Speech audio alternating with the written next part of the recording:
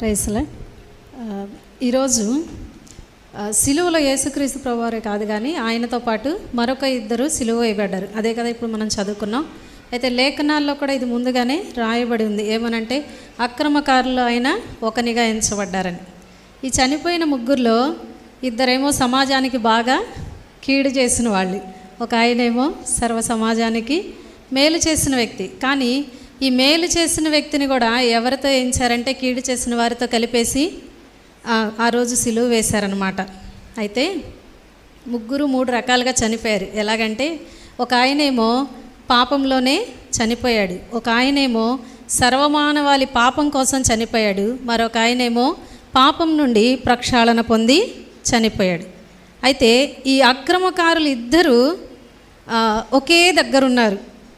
యేసుక్రీస్తు ప్రభువారు వారి మధ్యలో సిలువ వేయబడ్డారంట. అటొక దొంగ ఇటొక దొంగ సిలువ వేయబడ్డారు. అయితే ఇటున్న దొంగకి యేసుక్రీస్తు ప్రభువారు ఎంత దూరం ఉన్నారో అటున్న దొంగకు కూడా అంతే దూరం ఉన్నారు. కానీ వారిద్దరిలో ఒకళ్ళకే పాపం నుంచి ఏమొచ్చిందండి, ప్రక్షాళన దొరికింది.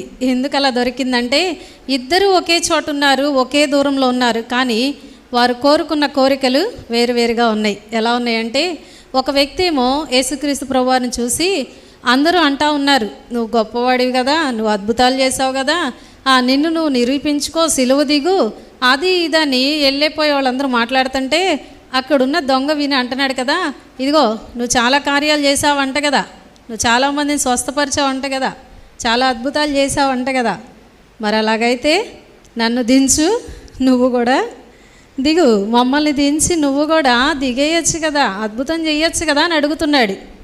అయితే ఇంకొక దొంగ చూసి అంటున్నాడు కదా, ఇదిగో ఆయన ఎందుకు అలాగ అంటున్నావు, మనమైతే అక్రమకారులమే, ఇది మనకి తగినదే, కానీ ఆయన గొప్పవాడని చెప్పి ఆ యేసు వైపు చూసి అడుగుతున్నాడంట కదా, ప్రభువా నీ రాజ్యంలోనికి వెళ్ళినప్పుడు నన్ను జ్ఞాపకం చేసుకో అని అడుగుతున్నాడు. చూడండి, ఈ ఇద్దరిలో ఒక వ్యక్తి ఏం కోరుకుంటున్నాడంటే ఇంకా లోకం వైపే చూస్తూ ఉన్నాడు, ఇంకా లోకాన్నే కోరుకుంటున్నాడు. కానీ మరొక వ్యక్తి అయితే ఏం కోరుకుంటున్నాడండి, పరలోకాన్ని కోరుకుంటున్నాడు. ఒకసారి మన పాస్టర్ గారు ఒక వాక్యం చెప్పారు, అది నాకు చాలా బాగా పొద్దాకలు గుర్తొస్తూ ఉంది.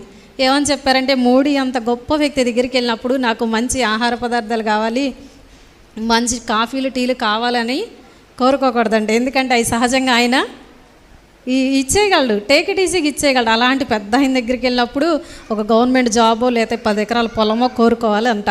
అట్లాగే యేసుక్రీస్తు ప్రభువారి దగ్గరికి వచ్చిన వాళ్ళు లోకపరమైన ఆశీర్వాదాలు కోరుకోని అవసరం లేదు.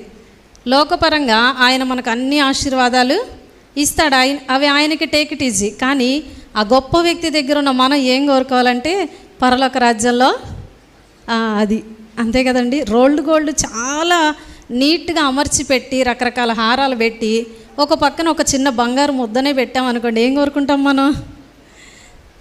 కానీ చూడటానికి ఏది అందంగా ఉంది, అమర్చి పెట్టిన రోల్డ్ గోల్డే అందంగా కనిపిస్తుంది. అయితే ఈ దొంగ కూడా ఈ లోకాన్నే కోరుకుంటున్నాడు, కానీ యేసుక్రీస్తు ప్రభువు వైపు చూసి పరలోకాన్ని కోరుకోలేకపోతున్నాడు. చూడండి, వచ్చిన మనం ఇక్కడే ఉంటామా?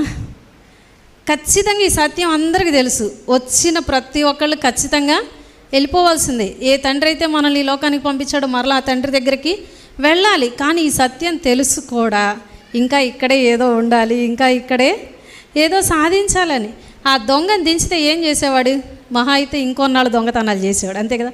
ఆ తర్వాత అయినా ఆయన చనిపోవాల్సింది. అయితే రెండో దొంగ తెలుసుకున్న సత్యం ఏంటంటే ఏ రోజుకైనా మరణం తప్పదు, మరణం తర్వాత నరకం ఒకటి ఉందని తెలుసు. ఒకే ప్లేస్లో ఉన్న ఇద్దరిలో వాళ్ళు ఎంత లక్కీ పర్సన్స్ అంటే చనిపోయే ముందు దేవాతి దేవుడు వారి మధ్యలో ఉన్నాడు. దేవాతి దేవుడు వారి మధ్యలో ఉంటే రెండో దొంగ ఒక శ్రేష్టమైన దానిని కోరుకున్నాడు. బైబిల్ గ్రంథంలో ఒక ధనవంతుడు ఉంటాడంట. ఆయన పరిగెత్తుకుంటూ వచ్చాడంట యేసుప్రభు దగ్గరికి వచ్చి, సద్బోధకుడా నేను నిత్య జీవం చేరాలంటే నేనేం చేయాలి అని అడిగాడంట. ఆయన అన్నాడు, చక్కగా నీ ఆస్తి నమ్మి బేదలకు ఇచ్చి నన్ను వెంబడించన్నాడంట.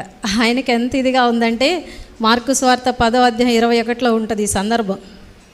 ఆయన మొహం చిన్నబుచ్చుకునంట వెనక్కి తిరిగి వెళ్ళిపోయాడంట. దేవునికి ఎంత సమీపంలో, త్రుటిలో తప్పిపోయాడు. దేనికోసం?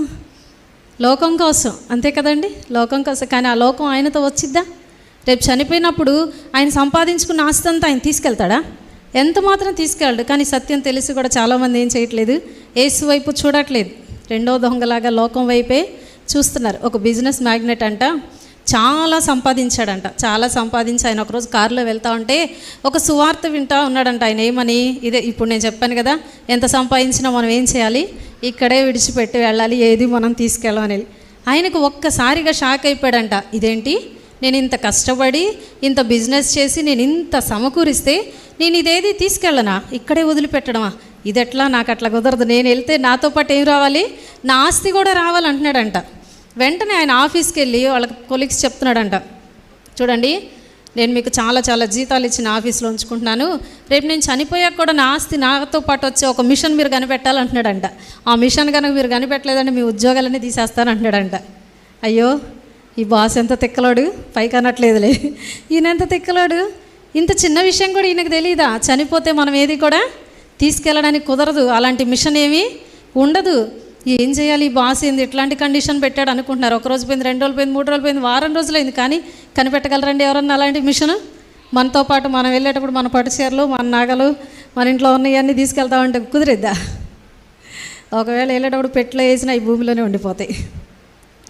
వాళ్ళు కనిపెట్టలేకపోయారు. ఆ బాస్కి ఏం చేయాలి తెలియక, మీరంతా వేస్ట్ ఫెలోస్ అని పేపర్లో ఒక ప్రకటన ఇచ్చాడంట. ఎవరైనా అలాంటి ఒక మిషన్ కనిపెడితే నేను ఇన్ని కోట్లు మీకు ఇస్తానని ఒక పేపర్లో ప్రకటన వేస్తే ఎవరు వస్తారు?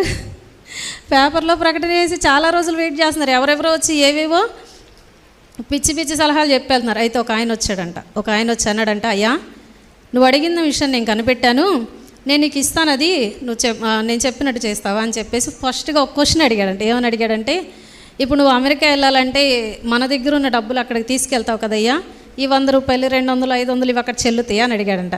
అట్లా ఎట్లా కుదిరిద్ది, అమెరికా వెళితే మన డబ్బుల్ని దేనిగా మార్చాలి, డాలర్స్లోకి మార్చాలి, ఈ డబ్బులు అక్కడ చెల్లవు, అమెరికా వెళ్ళాలంటే ఈ డబ్బుల్ని డాలర్స్ రూపంలో మారిస్తేనే అమెరికాలో చెల్లుతాయి అని చెప్పాడంట.